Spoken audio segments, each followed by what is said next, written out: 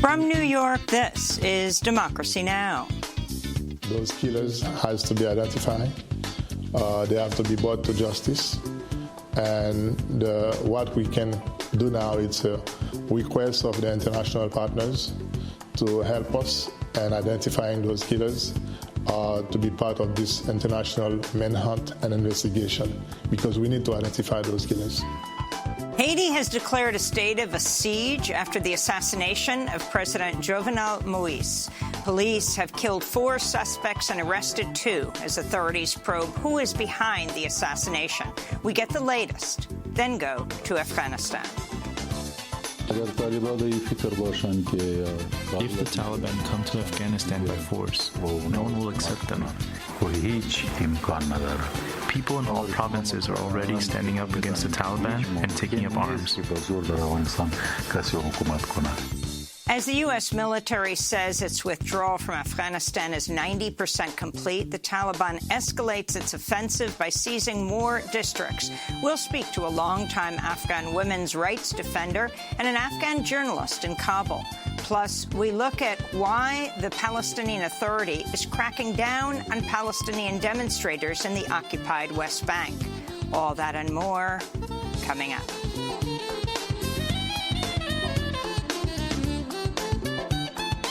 Welcome to Democracy Now!, democracynow.org, the War and Peace Report. I'm Amy Goodman.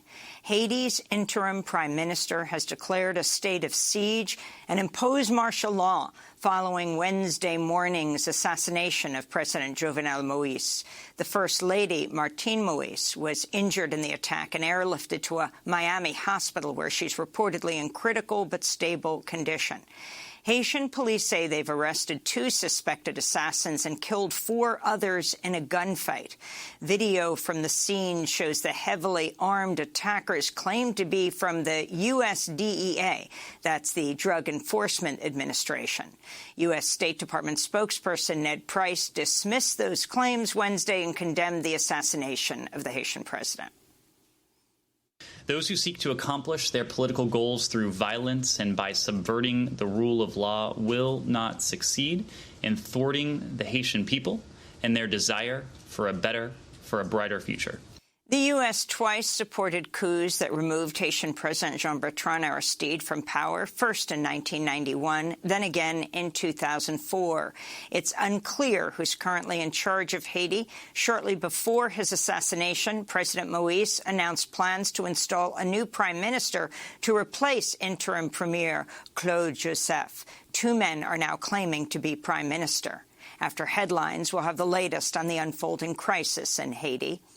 The World Health Organization says the global death toll from COVID-19 has topped 4 million, though the true figure is likely far higher. Indonesia recorded its highest ever one-day death toll Wednesday, with the Delta coronavirus variant fueling a surge in cases that's broken the healthcare system. Only about 5% of Indonesia's 270 million people are fully vaccinated. Japan's declared a COVID-19 state of emergency for Tokyo throughout the upcoming Summer Olympics. Officials had already banned foreign spectators at the Games and are discussing whether to abandon plans to allow domestic fans. In the United Kingdom, where just over half of all people are fully vaccinated, daily coronavirus cases have passed 30,000 for the first time since January. Prime Minister Boris Johnson still plans to lift most restrictions for England on July 19th. In the United States, coronavirus infections have increased by 35% over the last 2 weeks, according to a New York Times count. The Centers for Disease Control says the highly transmissible Delta coronavirus variant now represents over half of all new infections in the United States. At least 1 person was killed and several others injured Wednesday after Tropical Storm Elsa made landfall on Florida's northern Gulf Coast. Over the weekend, Elsa crashed through the Caribbean, killing at least 3 people and causing major damage to homes and other buildings. California is bracing for dangerously high temperatures with a heat wave forecast to bring highs of 115 degrees Fahrenheit in the Central Valley and more than 120 degrees to some desert areas. This comes as new data show North America just experienced the hottest June ever recorded, with temperatures averaging more than 2 degrees Celsius above pre-industrial levels. In Minnesota, Indigenous-led water protectors continue to take nonviolent direct action to stop construction of Enbridge's Line 3 tar sands pipeline. On Tuesday, activists locked themselves to drilling equipment and built blockades on access roads in a bid to stop Enbridge from drilling under the Willow River.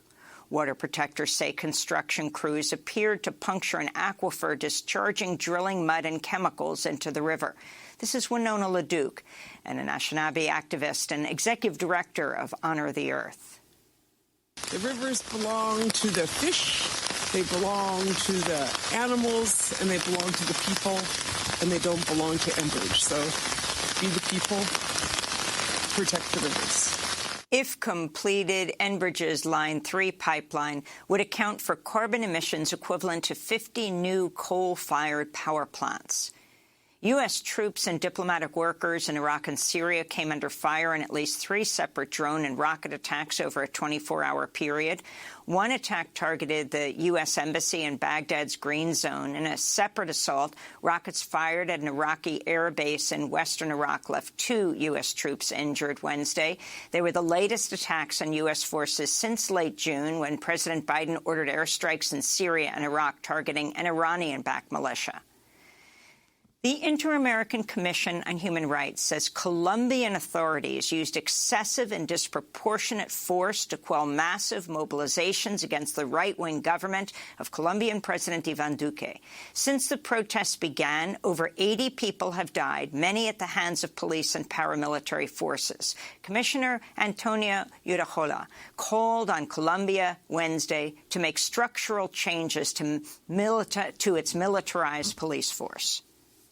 The Commission found that in repeated instances in different regions of the country that the state's response to protest was characterized as an excessive and disproportionate use of force. In many cases, the action included lethal force. The Inter-American Commission received serious complaints on the discriminate use of firearms against protesters and from people who aren't participating in the protests. Back in the United States, the newly formed Atlanta Homeless Union has been protesting all week outside Atlanta City Hall. Earlier this week, police violently removed their encampment and arrested at least 6 people. The group of unhoused activists are demanding housing, health care, clean water, and a seat at the table in determining policies that impact their lives. In a statement, the group is calling on city officials to stop relying on Band-Aid solutions and to listen to those closest to the problem. Attorneys general from 36 states and Washington, D.C. have filed an antitrust lawsuit against Google, accusing the company of unlawfully stamping out its competition. The lawsuit says Google has paid off developers to keep them loyal to Google's platform and paid off other tech companies to prevent them from creating app stores that would compete with the dominant Google Play Store. Google collects a commission of up to 30% on app purchases. Former President Trump has sued the CEOs of Google, Facebook, and Twitter in a class-action lawsuit. Trump is seeking punitive damages for what he says is censorship and for platforms that have banned him to restore his accounts. In other Trump news, legal experts say more indictments against Trump Organization officials are likely after the Manhattan District Attorney last week criminally charged Chief Financial Officer Alan Weisselberg and the Trump Organization with charged him with criminal tax fraud, as well as charged the Trump Organization. Meanwhile, Washington, D.C. court has suspended Rudy Giuliani's law license 2 weeks after a similar move in New York. The suspensions are related to Giuliani's efforts to overturn the 2020 election. In Surfside, Florida, search and rescue crews have given up hope of finding survivors in the rubble of the Champlain Tower South condominium 2 weeks after the oceanfront apartment building collapsed. This is Miami-Dade County Mayor Daniela Levin-Cava. At this point, we have truly exhausted every option available to us in the search and rescue mission. So today is about beginning the transition to recovery so that we can help to bring closure to the families who've been suffering and waiting for news. Crews have found the remains of at least 54 people. 86 remain unaccounted for. On Wednesday, a grand jury agreed to investigate the building's collapse. In Minneapolis, Darnella Frazier, the teenager whose recording of George Floyd's murder was seen around the world, says her uncle was struck and killed by a police car during a car chase.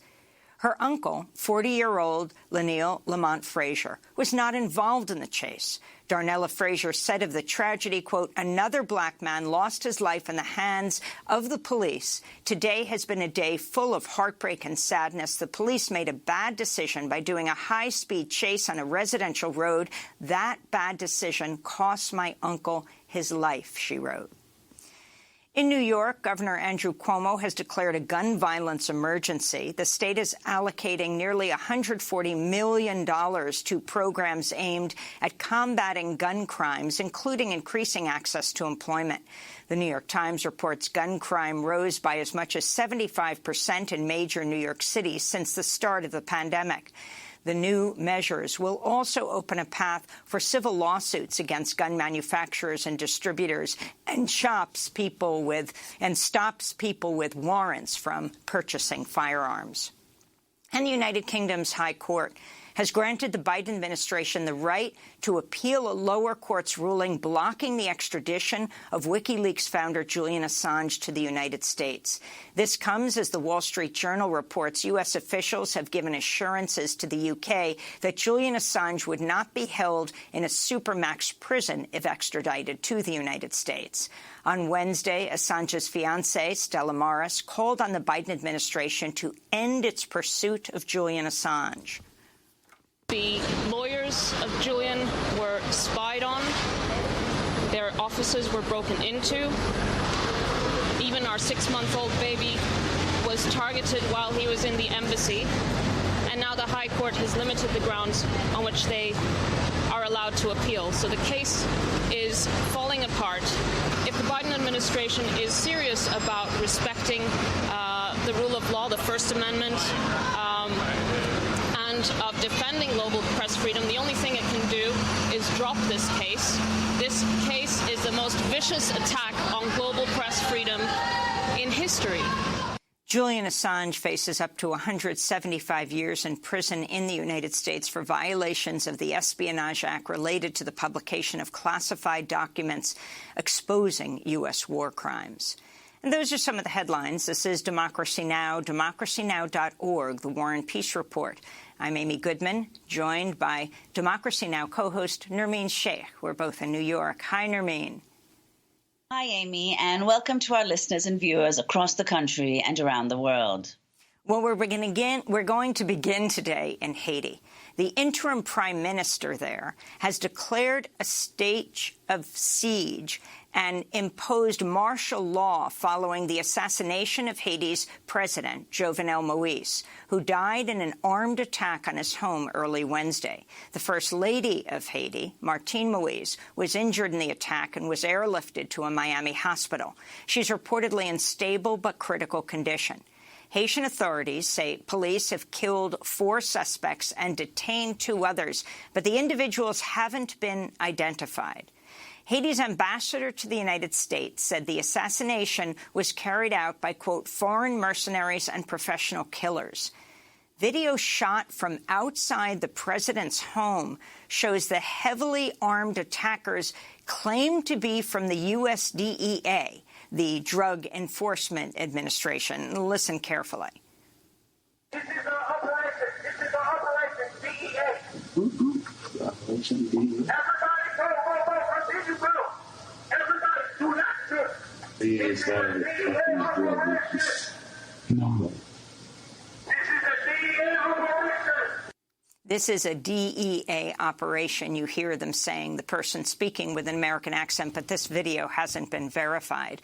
On Wednesday, State Department spokesperson Ned Price was asked if the DEA was involved in the assassination. Can you speak to the DEA element of all of this? The ambassador also talked about this footage where they're identifying themselves as DEA agents, and he said that he doesn't believe in it. Can you say that that's not the case, that you have an assessment that those are not DEA officials? Can you sort of set the record straight on that? Well, as you said, the Haitian ambassador himself has dismissed these allegations. These reports are absolutely false. The United States condemns this heinous act. These false reports are nothing more than that, just false reports.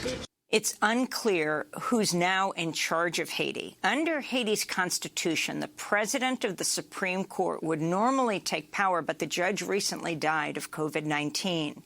Haiti's parliament was dissolved last year. Haiti now has two men claiming to be prime minister.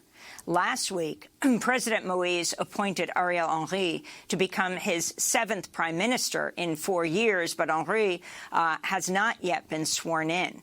Meanwhile, Haiti's acting prime minister, Claude Joseph, has assumed power following Moïse's assassination. On Wednesday, Joseph addressed the nation.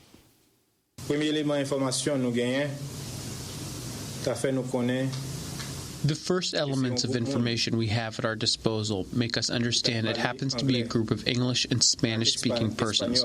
They were carrying huge caliber weapons and killed the president. As the incumbent chief of government, I gathered this morning a special Supreme Council of the National Police. In strict accordance with Article 149 of the Constitution, I just presided an extraordinary council of ministers where we decided to declare a state of siege on the whole territory. Haiti was already facing a political, security, and economic crisis prior to the assassination of the president. Earlier this year, opponents of Moïse accused him of orchestrating a coup to stay in power beyond February 7th, when his term officially ended. We go now to Guerline Joseph, co-founder and executive director of Haitian Bridge Alliance that works with Haitian immigrants in the United States. As all of this unfolds, Guerline, if you can give your assessment of what took place. I mean, you've got this video with an American voice saying this is the DEA, the Drug Enforcement Administration. This hasn't been verified. Apparently, people were speaking in Spanish, of course, not the language of Haiti. How is it that even this group of people could get to the president's house without the acquiescence of the police or the military, which would suggest a kind of coup going on? What do you understand at this point as you talk to people around Haiti? Good morning, Amy, and thank you for having me. As all of these are developing on the ground in Haiti, actually, after we received the call yesterday morning in the middle of the night at 2:45, my first question was, what happened? Where are the guards? Where are the extreme security that the head of state is supposed to be having? As we heard from the video, allegedly, we do not know exactly who those people are. I understand that people on the ground are still looking into those allegations, so we are hoping to get a light on those. But what I can tell you is that today, as of yesterday, Haiti is in mourning. Whether you are, for the Jovenel government or against, his ideologies, today the people are in mourning. Today the people are in fear. Today the streets of Haiti are empty because people are trying to make sense of what just happened. And Guerline, could you talk about the significance of the assailants allegedly claiming to be from the DEA, the Drug Enforcement Administration of the U.S.? To your knowledge, has the DEA operated in Haiti in the past? And if so, would the invoking the DEA overcome, as you said, the extreme security that the president's residence has? Well, I am not a person who deals with those specific issues. Our main issue is dealing with immigration and what's happening on the ground when it affects people that are being forced to leave the country. So as those investigations continues, I do hope that we get clarifications of what's happening, and whomever are involved in this extremely, extremely disturbing and inhuman act in the country of Haiti will be brought to justice.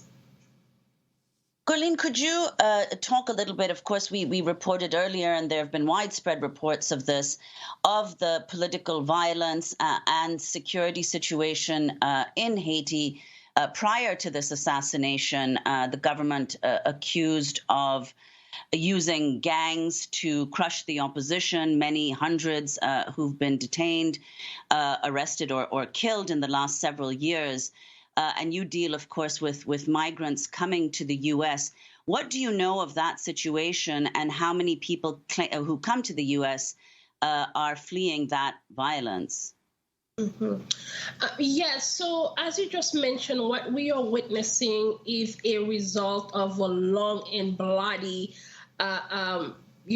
acts that's been happening. As a matter of fact, last week alone, we have an estimated 15 young men and women who were massacred, including journalists, including a young woman who was leading, the fight on behalf of the Haitian community on the ground. We are seeing that the assassination of President Jovenel Moïse as part of a long strike of bloody massacres on the people on the ground, and now to the highest level of office in Haiti. So we have to understand that this didn't just happen, yesterday in the middle of the night. This has been a product of both internal violence and external violence that have been plunging Haiti into the darkness. What I said is into a new abyss where we are seeing right now. We do not know what the next move will be, but please understand that this is part of a long history of bloody murders that have been happening in the country. And now we are at a level where Haiti is in mourning. Haiti is in pain. Our soul, our hearts are crying for justice. Our hearts are crying for peace. Our hearts are crying for protection, because we do understand, as we serve migrants in the United States, they do not want to leave home. But what do people have to do when home is in the mouth of a shark? As we look at what's happening in the country, we are also seeing, the effect of that in migration, forced displacement. And the majority of the people leaving their home countries are because of abuse, because of political unrest, because of the type of issues we are seeing in Haiti right now. So our heart goes to Jovenel Moïse's family. The First Lady, Martine, we are praying for her recovery, but we are also praying for those who have lost their lives without cause for the past week, the past year, the past month, as you have mentioned before. And before we end, Gerline, you live here in the United States. You are a part of what, as many call, Haiti's 10th department, Haitians who live in the United States. When we spoke to you last, then President Moïse, who's now been assassinated, was supposed to leave office. The Biden administration has supported Moïse, and even this week there was a deportation flight to Haiti, and you deal with immigrants all the time. Can you talk about what you're calling on the Biden administration to do in this time of this unprecedented assassination? Absolutely. Again, as you mentioned, as of February 7th, depends on which way you interpret the Constitution. President Jovenel was supposed to leave from the opposition understanding and how they interpret the Constitution. And at the same time, the government of President Jovenel Moïse, the way they interpret the Constitution, said that they were supposed to stay until 2022. But what we are asking President Biden to do is, one, to quickly release the Federal Register notice so that Haitians who are currently in the United States are able to apply for TPS, that we have fought so long to be able to win that battle for over 150,000 Haitians who are already in the United States as of May 21st, 2021. And at the same time, we are asking for protection for asylum seekers who have been at the U.S.-Mexico border for between a year to 5 years, who have been waiting for a chance to apply for asylum. And we are asking President Biden to immediately rescind Title 42, which has been used as a vehicle not only to destroy lives, but create that pipeline for expulsion and deportation to Haiti. And Amy, as you just mentioned, the eve of this assassination, there were a deportation to Haiti. So it is absolutely unbelievable for us to see, as we just received TPS on the ground, of the insecurity that's on the ground at the same time for the United States to be deporting people to Haiti. So we are asking for a complete halt for all deportations to Haiti. We are asking for the release of all the Haitian asylum seekers who are currently caged in immigration prisons in the United States. We are asking the President Biden and his administration to provide protection, security for those asylum seekers and immigrants who have come to our shores, asking for protection as we see what's happening on the ground today. Yerline Joseph, we want to thank you for being with us, co-founder, executive director of Haitian Bridge Alliance. Coming up, as the U.S. military says its withdrawal from Afghanistan is 90% complete, the Taliban escalates its offensive by seizing more districts. We'll speak to a longtime Afghan women's rights defender and an Afghan journalist in Kabul. Stay with us.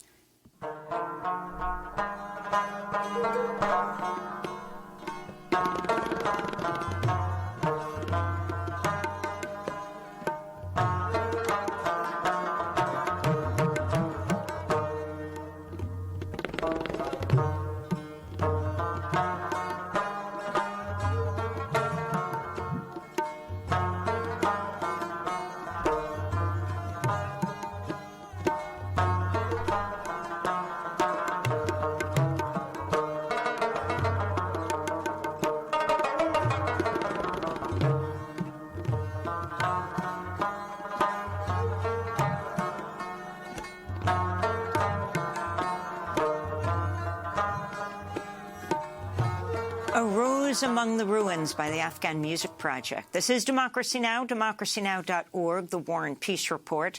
I'm Amy Goodman with Nermeen Sheikh. As we turn to Afghanistan, on Wednesday, Taliban fighters attacked the capital of the Afghan province of Badghis as part of an escalating Taliban offensive in northern and northwest Afghanistan.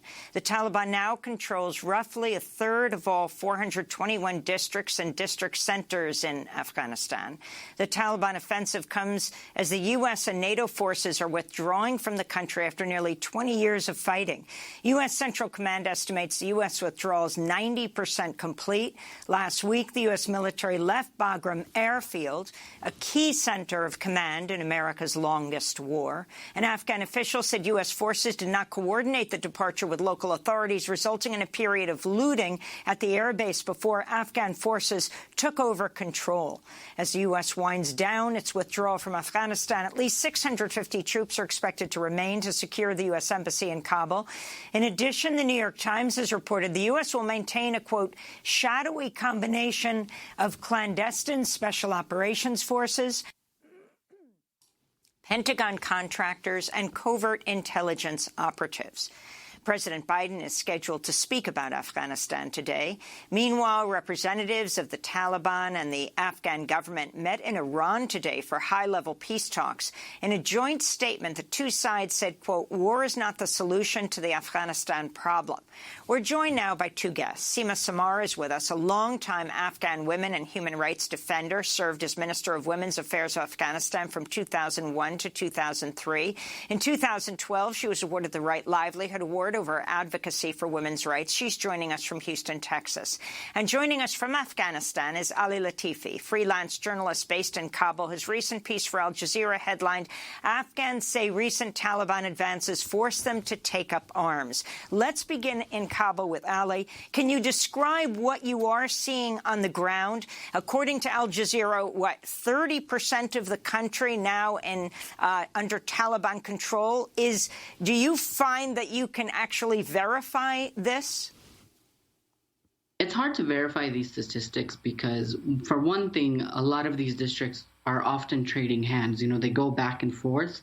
And this is something that's been going on for years. The difference is that in the past, this kind of cat and mouse game took weeks or months, sometimes even years. Now it's in a matter of days where, you'll get a report that this district fell to the Taliban, and then 2, 3, 4 days later, they say that it was regained by the government.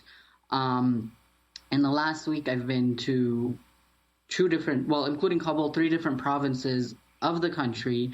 I've met with people who are part of these local uprising forces, which is what I wrote about for the Al Jazeera story. I met with security forces. I met with officials, including provincial governors. And they're really putting a lot of weight behind these uprising movements, saying that they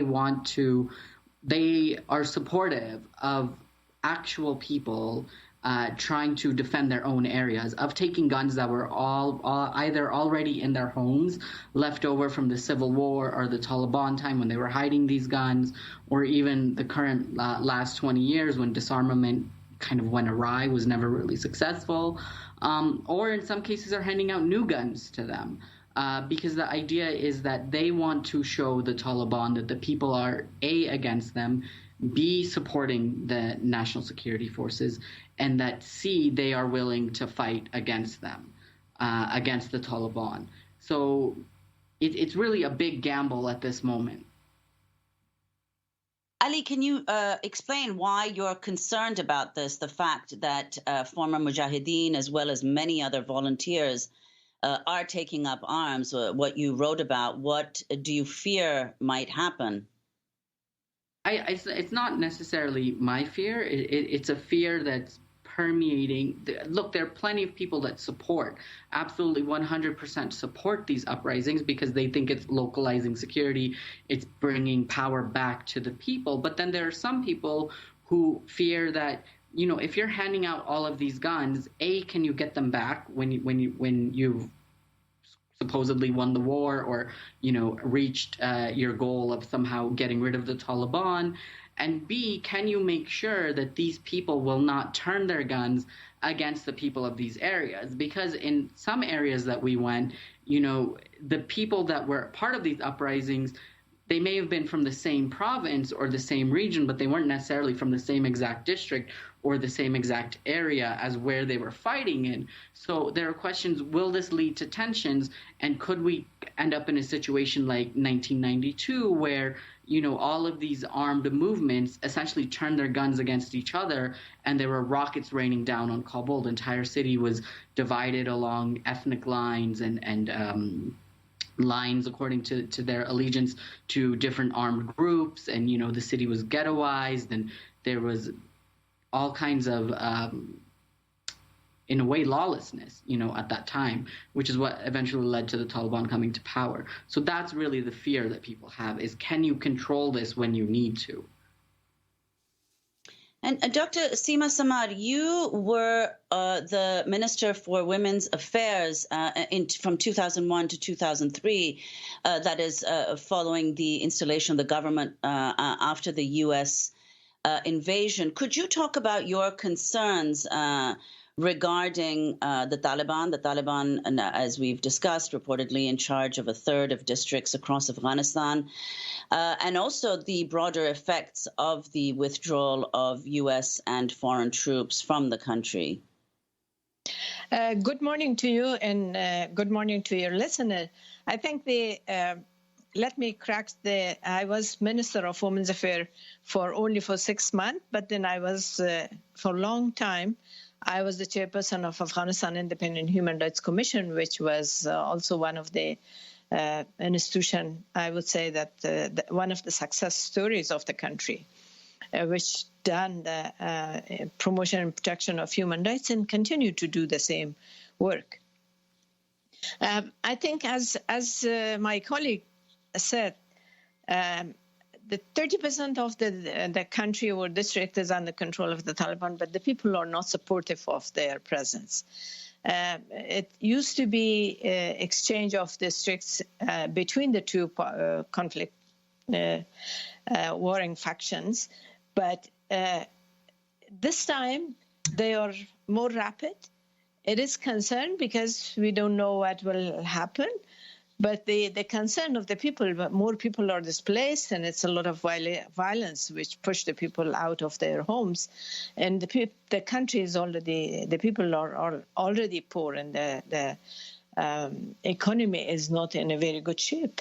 So it is a concern of more displacement, more poverty, more tension. And on the issue of people uprising and protection or supporting or standing against Taliban, the problem is that it requires a proper management, as the previous speaker already said. If it's not managed properly, the people of Afghanistan doesn't have a good experience with that kind of uprising. And I hope it will not create any ethnic and political tension between the people who are against Taliban. But I think the issue is that clearly it was not really, the withdrawal was not in the right time. At least it should have done after a ceasefire between the different political parties or the different groups, warring faction in the country. So that has not happened, unfortunately. And I think the other issue is that, of course, Afghanistan should not be abandoned, because we had the experience before, which was end up with the serious attack on the U.S. Soil. And if that has happened, then it will be another disaster, not only for the Afghans, but for everybody around the world. Dr. Seema Samar, I wanted to get your response to the Taliban spokesperson, Suhail Shaheen, talking about the Taliban's position on women's rights on CNN just a few weeks ago. We are not against the basic rights of women, that is education and their work. Only because we are an Islamic society, they have to observe the Islamic hijab. Even now, if you see, go to the Kabul city, the women are observing hijab voluntarily by themselves, because they are this different culture, Afghan culture and Islamic culture. He was speaking on Fareed Zakaria's GPS on CNN. Dr. Seema Samar, can you respond to what he has said? And also talk about the talks that are going on right now in Iran between the Taliban and the Afghan government. And previously it was in Doha, but that wasn't including the Afghan government. And where women stand in all of this? Well, I think on the stand of the Taliban spokesperson that they respect the basic human rights. Why not all of the human rights, not only education and their work? And he, as he said, that the Afghan women already respecting hijab, then what is their problem, actually? And it's the same thing that they said when they were in power in Afghanistan from 1996 to 2001. I think they have to show in action, because the areas which is under control of Taliban, they have not shown this, the changes that they claim that they have been changed and they are respecting the women's rights. Unfortunately, women are beaten up and simple issues violating their basic human rights. That is one issue. The second point, the second question that you asked, I think that in the Tehran talks, you see that there is no woman at all. And in Doha, we are not satisfied with having 4 women in the peace talks among the 42 men. But they choose the 42, the number, because it was 42 years of war, but now it's 43 years of war. And it's going to be 44, unfortunately. I personally believe that there's no harm if they really sit and talk. But it should be inclusive. It should be coordinated. Everybody should not, somebody is sitting in Moscow, somebody is sitting in Doha, somebody is sitting in another part of the world, in China or in Iran. But it should be coordinated, and it should be a way to get out of this problem. And Afghan people should realize that they are responsible for their country, and they should come to an idea and a plan to end the war in the country. It's very violent, and people keep losing life every day. And what do Afghan women need most right now, Seema? Well, I think they need recognition. They have to be recognized, first of all, and then they have to be included in the process. And then with inclusion, and of course they should be supported, not giving their name in some position, but they will not get financial and political support.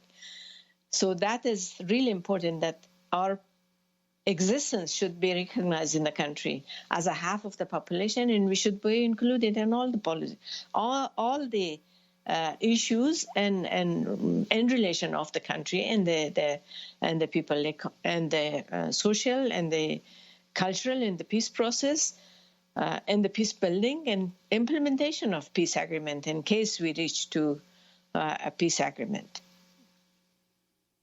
Ali Latifi, people have pointed out that the war in Afghanistan has been that there have been foreign countries involved in addition to the U.S. The U.S. was not the only one. Could you speak specifically about the involvement of Pakistan and its continuing alleged support for the Taliban? The Prime Minister Imran Khan giving an interview to the New York Times recently saying that whatever leverage his government had with the Taliban has vanished once the U.S. announced its withdrawal, because the Taliban took that withdrawal as a sign of its victory. Well, I think just the fact that Imran Khan admits to the New York Times that his government had even 1% of leverage with the Taliban should say a lot. The fact that, and it's not just Pakistan, this is why it's ironic that the talks are happening in Tehran as well, is that we've gotten clear proof on the ground that Pakistan and Iran are very heavily involved with the Taliban, are aiding them, are abetting them, are supplying them, are providing them safe haven. There's literal on the ground evidence. When you talk to police in different provinces, they will say that we found weapons and ammunition that was very clearly coming from Pakistan or from Iran. People will talk about the presence of Iranian and Pakistani fighters on the ground. I talked to an MP from the western province of Farah about a few months ago, and he was saying that when he was in charge of security in the south and the west, when he was working in security in the south and the west, he saw Irani fighters standing aside the Taliban. And people will say the same thing about Pakistanis. And then there's clear evidence. For instance, when Mullah Mansour, the second leader of the Taliban, was still alive, there was footage of him going through the Karachi airport to go to Iran, and I believe also the Emirates. There were pictures of different Pakistani leaders living in the areas around the Durand Line. The fact that Osama bin Laden, if the whole point of this war was about Al-Qaeda and 9/11 and bin Laden, he was found in Abbottabad.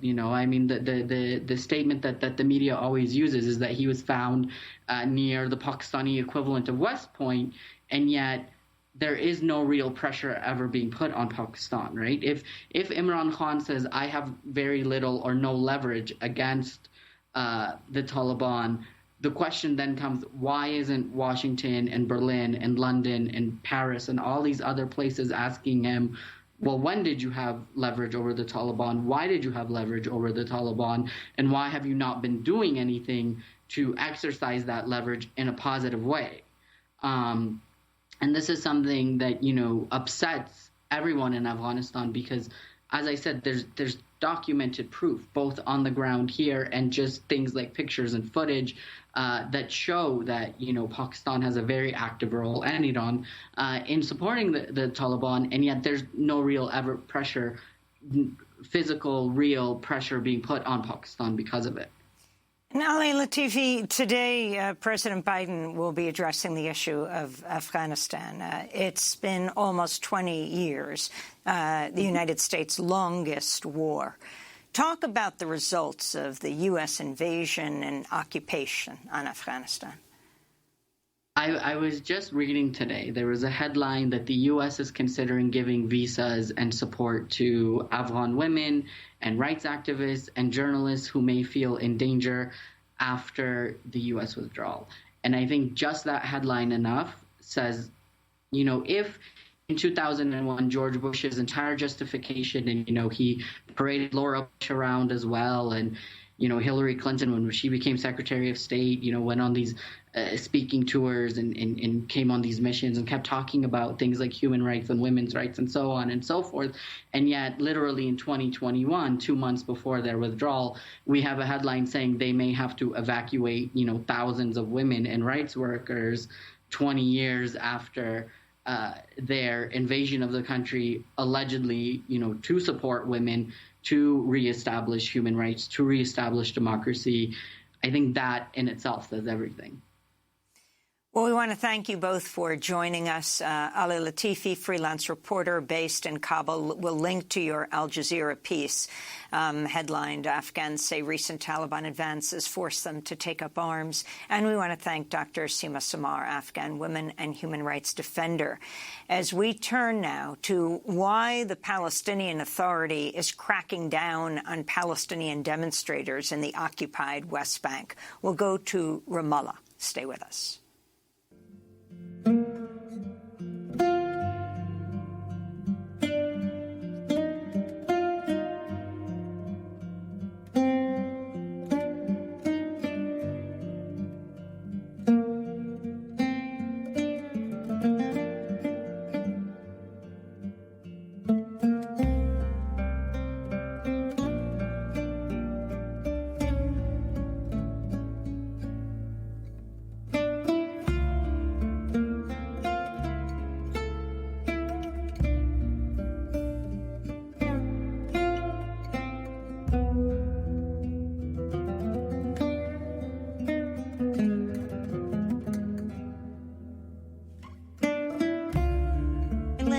Stories by Karim Badili featuring Latria Gibran. This is Democracy Now!, democracynow.org, The War and Peace Report. I'm Amy Goodman with Nermeen Sheikh. We turn now to the occupied West Bank, where the Palestinian Authority is facing intense criticism for violently cracking down on Palestinian protesters in recent weeks following the death of the human rights activist Nizar Banat in Palestinian Authority custody. Banat was a vocal critic of the PA. He was arrested June 24th by PA forces who broke into a relative's house where he was staying in the town of Jura. Relatives who witnessed the attack say Banat was beaten before his arrest. Hours after his detention, he was declared dead. This is Nizar Banat's wife, Jahan Banat, and relative Hussein Banat. 2 months ago, there was a shooting towards us from unknown people. They wanted to kill Nizar because they targeted our bedroom. For 2 months, he has been away from home. We didn't see him. We heard at 3 a.m. that he was arrested. They took all his belongings and laptop. 2 hours later, he was announced dead.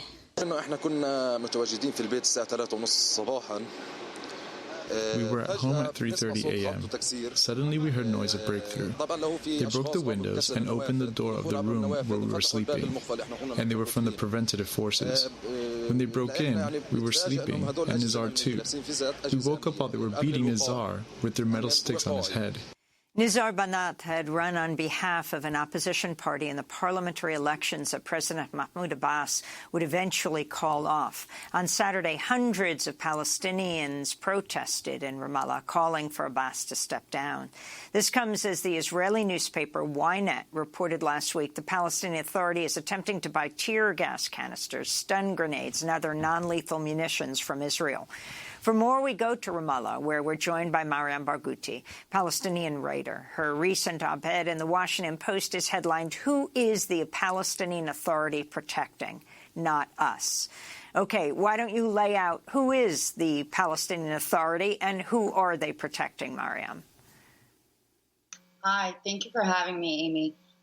The Palestinian Authority is a regime that was created through the 1994 Oslo Accords, and it was meant to serve as an interim government for civil administration of Palestinian affairs. The Palestinian Authority now is acting like a police state without the state. And what is happening is a complete assault on Palestinian rights, on Palestinian lives, on Palestinian voices. And the only thing that is being protected are the security forces, the regime complex.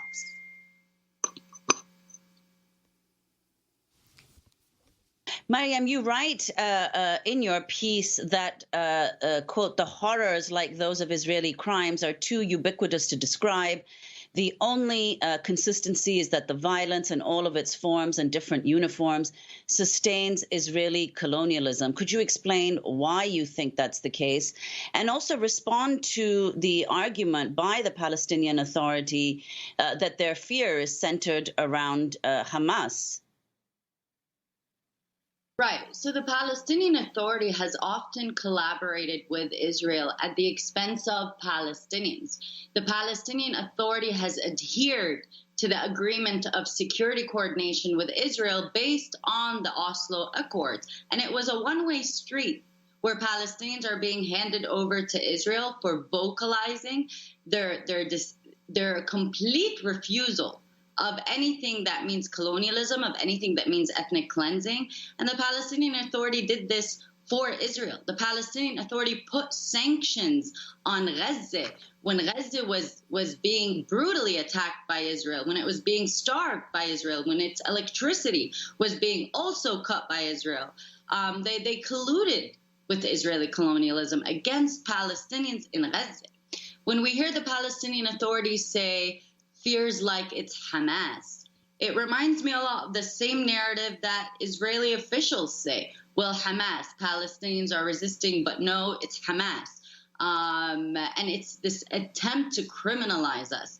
Nizar Banat wasn't Hamas. I'm not Hamas. We're Palestinians who want to be Palestinian, who want to say Palestinian from the river to the sea. And the Palestinian Authority allowed Israel to confine us to the West Bank and Gaza. It has even negated the right of return for refugees. It has ignored Palestinians with Israeli citizenship in terms of representation and demands. Mariam, could you explain who funds the Palestinian Authority and what you think needs to happen? Well, the Palestinian Authority is funded from different actors and parties, namely international states within the EU, the US, and other actors as well. So we shouldn't just confine to who is funding. The bigger focus is what is being funded.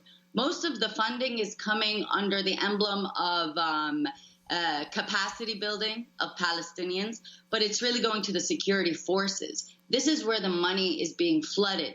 Every year, I just see newer police cars instead of more schools, and that's because this is what Israel also wants. It wants us to turn into watchdogs so it can become a cheaper occupation and a cheaper colonialism on that front. The PA is not just being funded in material value. It is being supported by tolerating the repression. We have been speaking about this for over a decade. Over a decade, Palestinians were getting beaten in the streets.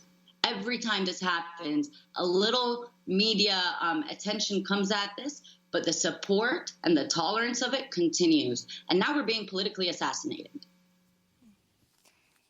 Can you talk, Mariam Barghouti, about just who Nizar Banat was, how he died, and why this is so significant when talking about the role of the Palestinian Authority?